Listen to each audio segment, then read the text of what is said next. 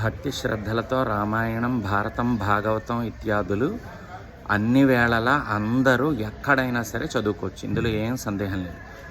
మీ అందరికీ అర్థమయ్యేలా చెప్పాలంటే శివపంచాక్షరి మంత్రం ఉంది, మనందరికీ తెలుసున్నది. భక్తి శ్రద్ధలతో 365 రోజులు 24 గంటలు దీన్ని స్మరించవచ్చు, ఎవ్వరు కాదనరు. కానీ అదే శివపంచాక్షరి మంత్రాన్ని కామ్యం కోసం ప్రయోగించాలి. వివాహం కోసం, సంతానం కోసం, సంపదల కోసం, ఇంకోటి ఏదో కోరిక నెరవేరాలని ప్రయోగించాలి అన్నప్పుడు ముందు అంకెలు వస్తాయి, ఎన్నిసార్లు చేయాలి, తర్వాత రోజులు వస్తాయి, ఎన్ని రోజులు చేయాలి, తర్వాత ఆహార నియమం వస్తుంది, తర్వాత శౌచం వస్తుంది, తర్వాత ఇంద్రియ నిగ్రహం వస్తుంది. ఇలా చాలా నియమములు పాటించాలి ఎప్పుడు కామ్య ప్రయోగం చెయ్యాలి అన్నప్పుడు.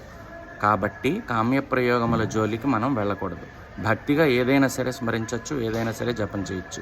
ఇది రామాయణానికి, భారతానికి, భాగవతానికి, భగవద్గీతకి అన్నిటికీ వర్తిస్తుంది. భక్తిగా ఎప్పుడైనా చేయొచ్చు, కానీ కామ్యం కోసం కాదు.